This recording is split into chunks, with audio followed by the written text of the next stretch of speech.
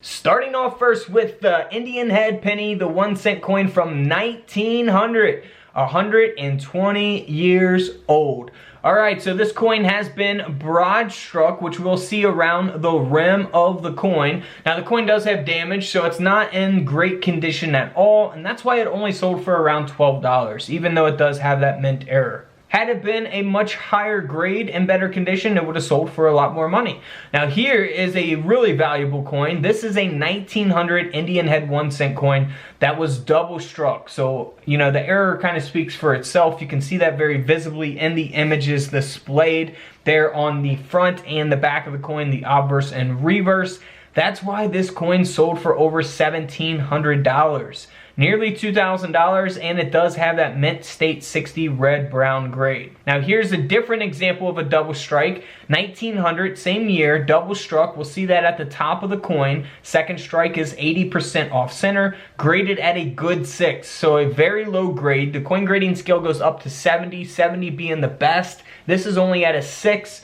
It is a brown penny, and this Indian head cent sold for over $575. Here's a 1900, just to compare some prices here. Here's a 1900 Indian head penny that sold for over $9,900, nearly a $10,000 coin, all because of one thing, the grade. It's graded by PCGS, the coin grading company, at a mint state 67 red. Like I said, it only goes up to 70. This is at a 67. So it is in extremely good condition. It is graded at a red penny also, not a brown or red brown, which we've done a whole video on brown versus red pennies. Feel free to check out that video as well. This penny, like I say, almost $10,000.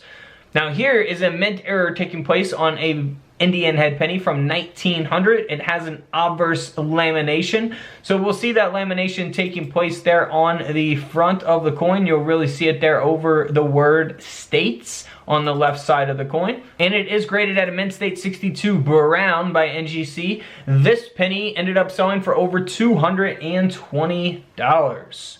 Now, if we compare that one $10,000 penny to this penny here, here's the difference. You had one that was graded at a mint state 67 red. Now, this penny here is graded at an AU 58, and of course, it's a brown penny. So the condition matters a lot when you're valuing these coins. These are actual auction prices of what these coins sold for. This penny here only sold for around $68. So a huge difference in between this coin and a $10,000 coin. They're the same exact year, however, they're different conditions. So keep that in mind. There's a lot of different pennies in between those two grades that are gonna have different values. Now here is a 1900 Indian head cent that has a mint error because it was struck off center. You can look for off centers on modern coins, all kinds of different coins, not just Indian head cents, of course. And it is graded at a mint state 62 brown. This Indian head penny sold for over $260. Next up is the most expensive coin of this video. Now, this coin was struck onto Indian head coin, 1900 Indian head cent design, was struck onto a gold $2.50 coin planchet. Now here's an example of what a $2.50 gold coin actually looks like. So it was one of those planchets that this Indian head cent design was struck onto. And that will make it super, super rare. This is of course like a one of a kind, needle in a haystack kind of thing. That's why this coin sold for over $141,000. Can you believe that? What would you do with $141,000? Let me know in the comments below. Now, as we move on here, in 1900, you want to get your coin microscopes out and look at the dates on these coins. So this is the date 1900, where the date is over the 9 and the 0. So a repunched date. Now here's another example of that. You can really see it here if you look at the 9 on the left side, on the inside of the 9, and then on the 0 to the right here, you'll see to the left bottom of the 0 there, you'll see that repunched date. So keep that in mind. You know, there's a lot of different repunch dates on different Indian head cents. So if you watch my other Indian head videos, you'll see images from different dates and different examples to look for. So always be on the lookout for those. Now here's another super rare coin. This is 1900, but this is not just a regular 1900 Indian head cent. This is actually the proof coin. That's why it's very detailed and has that shiny mirror-like finish.